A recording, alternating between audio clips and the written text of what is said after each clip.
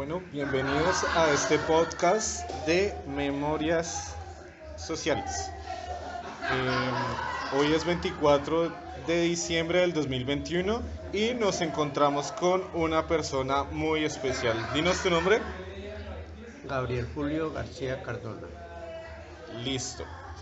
Listo, don Gabri, como te conocen. Hoy vamos a hablar de un episodio muy importante de tu vida y de la historia del país, creo, ¿no? Del gremio de los trabajadores bancarios. Quisiera preguntarte lo primero, más o menos, ¿qué fue esa huelga que mencionas en Pereira del Armenia, perdón, del año 72, 1972?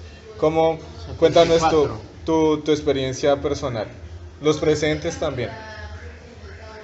Bueno, yo ingresé al Banco Popular en Armenia, Quindío, en el año 1971.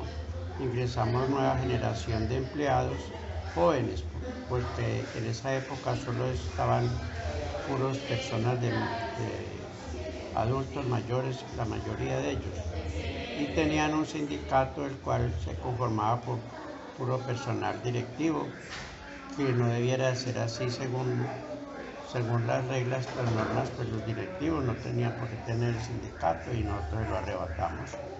Y empezaron entonces las protestas y las cosas en contra del banco hasta que se gestó la primera huelga, que fue en el 72. Y esa huelga pues renació en muchos la necesidad de pelear, y muchos se unieron de los antiguos. Y luego ya el banco tuvo que ceder en muchos aspectos de prestaciones sociales para nosotros, mejoraron muchas cosas. Más para el año 74, en la otra huelga, así estuvo muy larga, esa huelga duró más de 100 días. Inclusive que hicimos una huelga de hambre, nos tomamos las principales catedrales en el país, eso fue nacional, esa huelga fue nacional. Y nos unimos con el Banco Central Hipotecario en esa época, y otros bancos también nos daban el apoyo.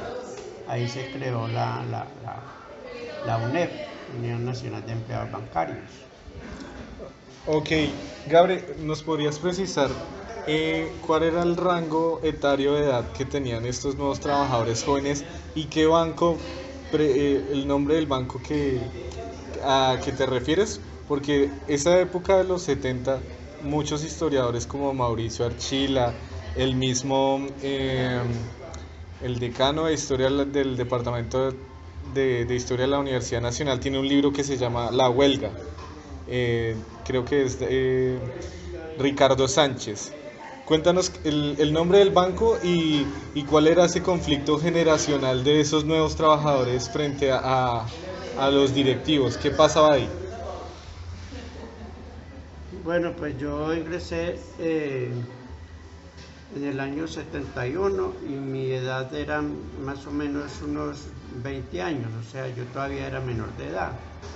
Pero luego nos aceptaron porque ya estamos próximos a cumplir la mayoría, y nos aceptaron en esa época, esa edad, cumpliendo pues todas las normas que había, y nosotros pues ingresamos con un personal nuevo, lo cual pues con los antiguos teníamos muy buena relación y todo eso, y nos compenetramos muy bien. Ellos nos dieron instrucciones de todos sus puestos y todo, aunque teníamos nuestros estudios, pues, pero ellos tenían una política de ser más hacia la empresa, de defender más los intereses de la empresa, más no nosotros éramos de otras ideas, lo cual pues el banco empezó como a presionarnos, a decir que eso no estaba muy bien, que eso no nos convenía, que nos podían sacar y todo eso, y entonces nos unimos y verdad pues sí, sacaron mucha gente durante las huelgas, pero logramos muchas prebendas para todo el personal, muchos éxitos en prestaciones sociales, en cuestión de auxilios de educación, de salud, de préstamos de vivienda al 4%, que estaban al 12% en esa época, lo logramos al 4%. Antes no existía, ¿sí? Antes no existía eso del 4%, solo al 12%. Lo mismo en la antigüedad.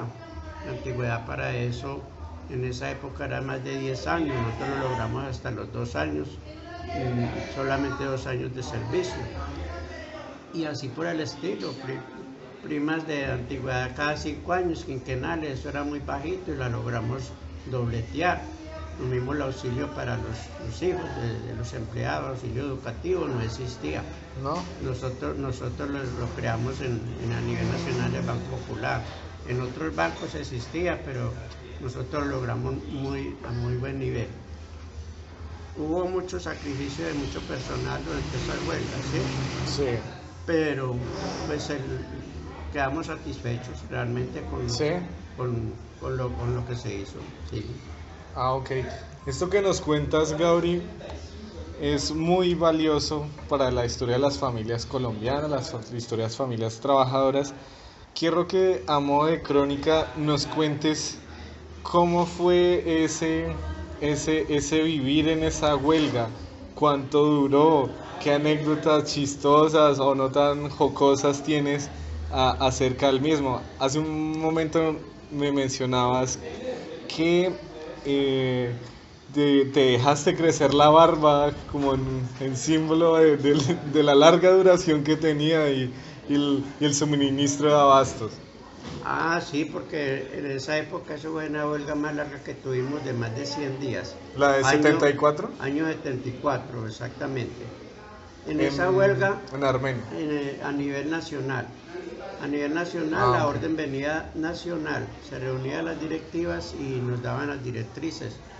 Entonces nos tomamos primero las catedrales de cada ciudad, la iglesia principal, que era la catedral, en huelga de hambre, ¿cierto? Nos tomamos que hasta yo tuve un desmayo ahí, porque pues esa aguantadera de hambre y todo, pues ahí salía hasta en la Crónica, en la Patria, el periódico que era de Manizales, o que es de Manizales actualmente. Nosotros éramos departamento de Caldas, pertenecíamos pues a la Crónica, a la Patria. Sí. Entonces hasta en primera plana salió la foto mía y todo eso, que eso fue historia, que ese mismo día que salió esa foto, fue que hubo un arreglo parcial y entonces se levantó y fui al partido de fútbol ese día.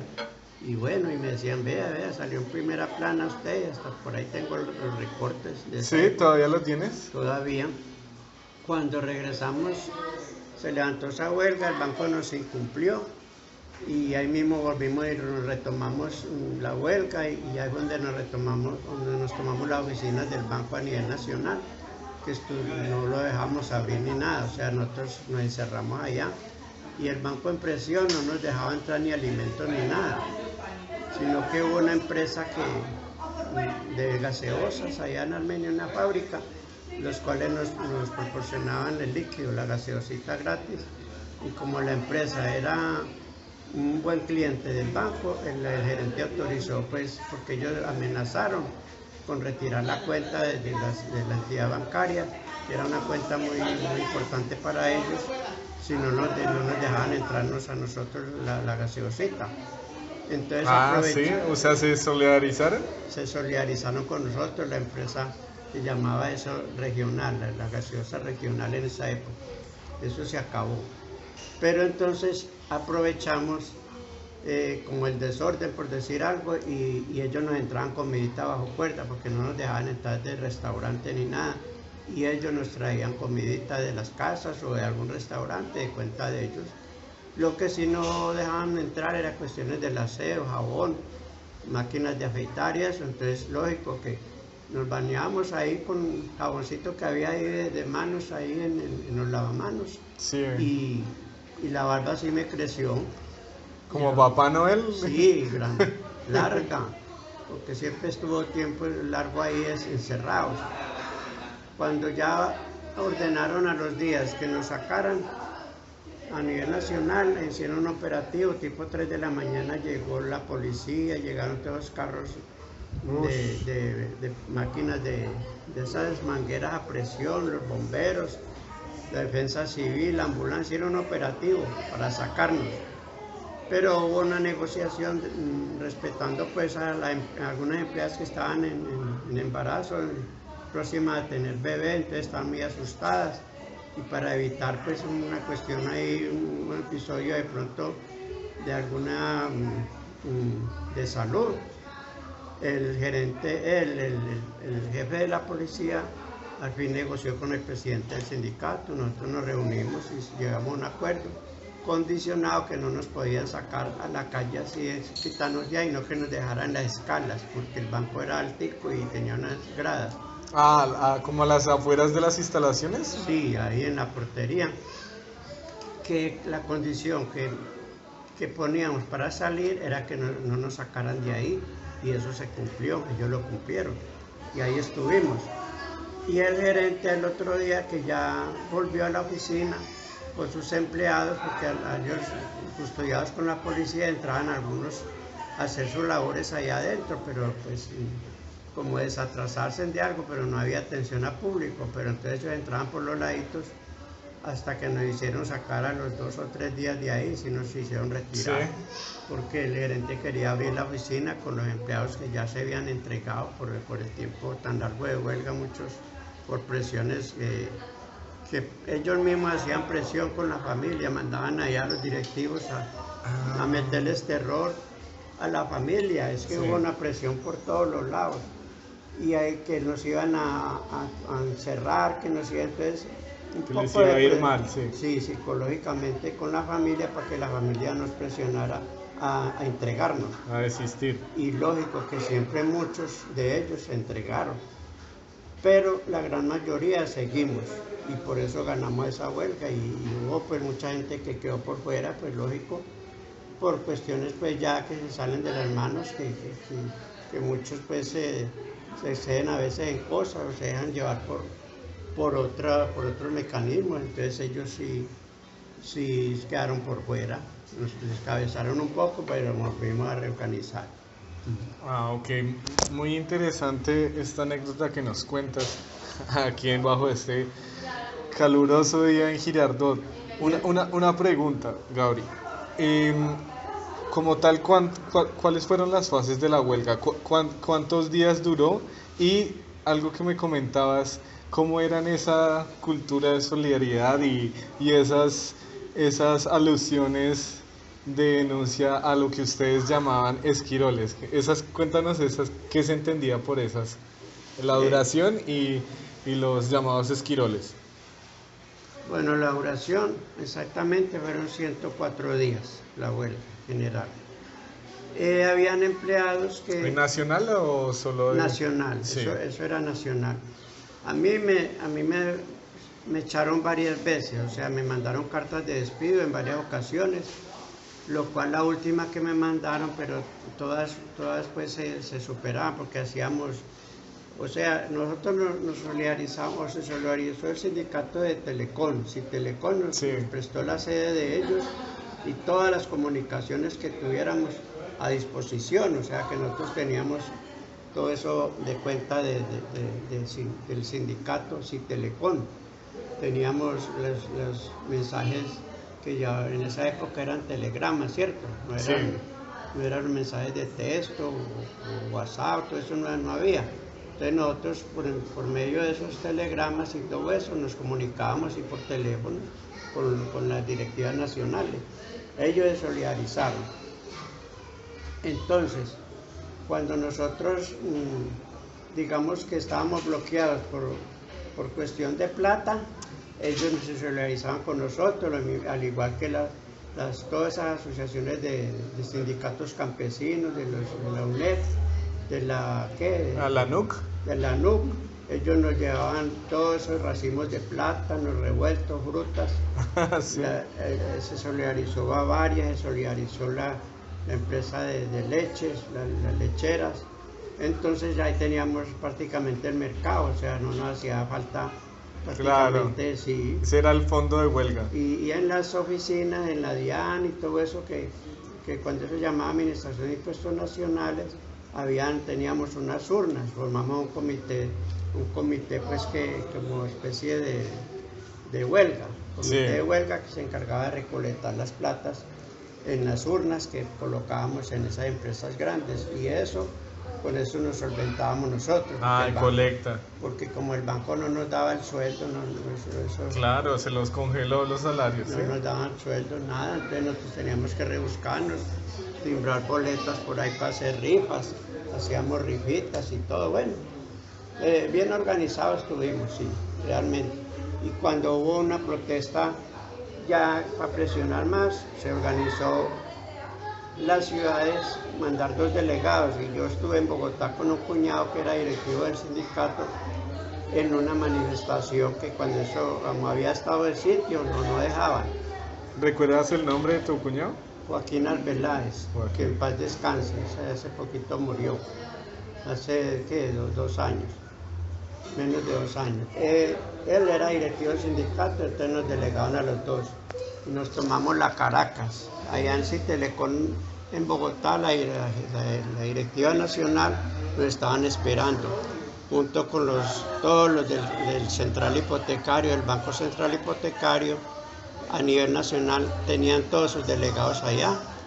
Y allá salimos espontáneamente, esporádicamente salimos a la manifestación, nos tomamos las Caracas, y de ahí de la sede de Telecom hasta el Banco Popular Principal fue la manifestación, a sorpresa. Y ya cuando llegó la policía en todas esas jaulas y todo, a tirarnos gases y todo eso, pues nosotros nos enfrentamos con ellos a piedra, porque nosotros teníamos piedras, teníamos los lichigüesos de cabulla y nos dieron piedras para enfrentarlos. Y al fin nos metimos para una cafetería porque ya nos acorralaron, entonces me metí con el cuñado y nos pusimos a desayunar ahí y nos salvamos. Pero bueno, todo eso sirvió. Todo eso sirvió porque el banco vio que la cosa estaba como... Que la cosa era seria. Sí, y se dieron y negociamos y bueno, pero sí hubo mucho tropel con ellos, con la policía en todas partes. Aquí también en Armenia también nos atacaban mucho cada rato porque en la sede de Telecom nos hacían operativos y todo eso para sacarnos, pero venían otros sindicatos ahí, ya le avisamos y veníamos y nos defendían, entonces se iban, la policía se iban otra vez porque veían la cosa delicada, pero eso estuvo muy bien, una experiencia maravillosa. Claro. Sí. Espera un momento. Tenlo, sí. Entonces me contabas que bueno, todo este proceso que se ve en Armenia, que fue nacional, que estuviste en Bogotá, que había un fondo de huelgas de solidaridad. La anécdota que me contabas de los esquiroles, ¿cuál era? Lo del esquiroles es que, por ejemplo, un ejemplo muy claro, hay una empleada con nombre Emma Suárez de Garrido. Estaba en estado de embarazo, ¿cierto? Sí. Ella nunca estuvo con nosotros ni nos acompañó en nada, ni en las cuestiones que hacíamos de protesta en el banco, que parábamos el servicio por ratos, que llaman Operación Tortuga, sí. Nada, ella no nos acompañó en nada de eso. Y cuando la huelga ya general, menos.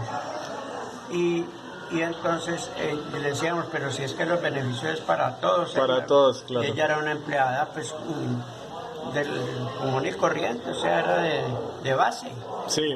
Una empleada de base, que era afiliada al sindicato, y sin embargo ella no participaba en nada, ni comulgaba con nosotros. Entonces llegó al extremo de que cuando estábamos en la huelga, que empezó el banco a laborar, cuando ya había entregado mucha gente, empezaron a laborar ellos parcialmente, de que llevó al esposo de ella, que trabajaba en otro banco, en el banco cafetero, y lo llevó a trabajar allá de noche de extractador nocturno, que entonces eso es un rompehuelga, o sea, dijimos, está bien que usted sea esquirola, pero que no sea así de esa manera, traer hasta el esposo a dañarnos, a romper la huelga prácticamente, un compañero de banco que también era autorregalado como ella, entonces los llamábamos esquiroles por eso, y le hacíamos una arenga cada que llegábamos en manifestación ahí al banco. Entonces, tiene Emma de Garrido una esquirola, una regalada, una zapa. ¿Cuál es la peor desgracia de una madre? Tener un hijo esquirol en el coro. ¿Por qué? Porque ella iba a tener un bebé y como el esposo era otro esquirol como ella, entonces lo teníamos como referente, que iba a tener un hijo esquirol. Ese es uno de los ejemplos y hubo muchos de los esquiroles, también muchas historias, pero la más relevante fue esa. Ok, entonces ya nos has contado la anécdota de esta duración de huelga de ciento... Ok, entonces ya nos has contado la anécdota de esta duración de huelga de 104 días y la anécdota de la barba a propósito de la Navidad. También de la empleada Emma y por qué se le decía esquirola, ¿no es cierto? Y lo de la barba hay otra anécdota que se me olvidó. De la barba, el gerente me dijo, bueno, cuando se levantó la huelga, hubo reunión pues del comité o sea, de los directivos, o sea, los jefes de sección que había cada mes, me dijo que me tenía que quitar esa barba, que por qué tenía esa barba. Y yo dije, pues la barba, pues como no nos dejaban entrar a las máquinas de afeitar ni nada, y además apenas ayer se levantó, entonces hoy no tuve ni tiempo de afeitarme ni nada. Y muy groseramente me dijo que me tenía que quitar esa barba, que porque yo era la ventanilla del banco, que yo era el jefe de caja, que yo tenía que dar ejemplo y que esa presentación no le servía. Y yo le dije, pero si eso es la personalidad, yo quiero dejármela que, dijo, pues tendrá problemas, y de pura pica me la dejé. Y a partir de ahí nunca me quité la barba, hasta después de salir del banco, que ya no trabajaba con ellos. Pero yo siempre tuve la barba y ese fue el referente. Como él me amenazó a mí y nunca me pudo echar por eso. Me decía, ¿cómo su papá? No fue así, no sé qué, como mi papá también trabajó con el banco, mi papá. Cuando salió mi papá, entré yo. Mi papá salió en el 70 y yo entré en el 71. Ok. Entonces él tomó como referente a mi papá que mi papá no participaba en nada de eso, y pues esa era otra generación, le dije yo al gerente. Y si yo quiero estar de barba, así lo estaré, y nunca me la quité. Esa era la anécdota. Muy interesante, don Gabri, porque ahorita nos describes cómo era el prototipo del joven, del trabajador colombiano, cómo se vestía, pero es muy importante lo que dices porque eso fue en los 70, o sea, después fue un anticipo en lo que en la Constitución del 91 se llamaría el derecho al libre desarrollo de la personalidad, o sea que no puede juzgarse la eficiencia de un trabajador, de una persona en razón de tu postura, ¿no? Pues cómo se vestían en esa época, ¿no? Y creo que en Colombia llegó también la cultura hippie y toda esta cuestión. La eficiencia de un trabajador, de una persona en razón de tu postura, ¿no? Pues cómo se vestían en esa época, ¿no? Y creo que en Colombia llegó también la cultura hippie y toda esta cuestión. Claro que sí. Y a partir de ahí fuera de la barba, también me dejé crecer el afro, o sea, yo utilizaba un afro que yo me peinaba, era pues con los dedos así, ¿cierto? Era impresionante porque esa era la moda. Sí. Y la vestimenta era zapatos de esos de una plataforma alta como de madera, goma, sí. o goma. Y los pantalones eran como pantalones campana, de bota ancha, de esos a cuadros y todo eso, como usan los payasos, pues me a tocar a la moda. Y las gafas esas, está el Ray-Ban que utilizaban y todo eso, el afro, sí. Y la barba. Y esa era la vestimenta que había, y las manillas y todas las cosas de cuero, todas esas arandelas nos las colocábamos, y el bravo ese gerente que porque esa presentación personal, y ya no es la moda, ya usted no nos puede echar por eso. Entonces el gerente no me amenazaba carato que yo le daba papaya y me echaba, y nunca me pudo echar por ese tema, no lo pudo hacer así. Solo por huelgas me sacaba, pero las ganábamos, tenían que reintegrarme de nuevo. hasta me amenazaron también, amenazas, hubo amenazas. Sí. Cuando una de las echadas, que si yo no que si yo no iba a abrir la caja, la bóveda donde estaba la plata, que lo abrían judicialmente, y como esa bóveda no tenía salida de emergencia, que tenía que echarle dinamita, y que si esa plata se dañaba, que era de cuenta mía, o sea, a cargo mío. Nos reunimos los del sindicato a estudiar esa carta de despido. Entonces, ¿qué hicieron? Primero, lo que hicieron fue que sacaron la clave que yo tengo en custodia en el Banco de la República. Eso lo hicieron y abrieron la caja para sacar unos documentos que necesitaba judicialmente. Pero como esa clave tienen que quemarla, inmediatamente incinerarla, ya no queda en custodia en el Banco de la República nada. La huelga continuó y ya después fue la otra carta ya que más poderosa que me mandaron, en la cual me amenazaban que yo tenía que responder por lo que se perdiera de ahí, porque si tenía que dinamitar eso, que entonces yo corría a cargo, entonces yo no me presenté. Pero como esa clave tienen que quemarla, inmediatamente incinerarla, ya no queda en custodia en el Banco de la República nada. La huelga continuó y ya después fue la otra carta ya que más poderosa que me mandaron, en la cual me amenazaban que yo tenía que responder por lo que se perdiera de ahí, porque si tenía que dinamitar eso, que entonces yo corría a cargo, entonces yo no me presenté, y el sindicato, nosotros nos reunimos a nivel nacional, mandaban delegados y me dijeron que no lo hiciera, que no, que ellos verían pues cómo harían eso. Y en ese momento fue que hubo la negociación, entonces no hubo necesidad de más. Entonces esa carta que me mandaban, porque me alcanzaban a mandar la carta de despido.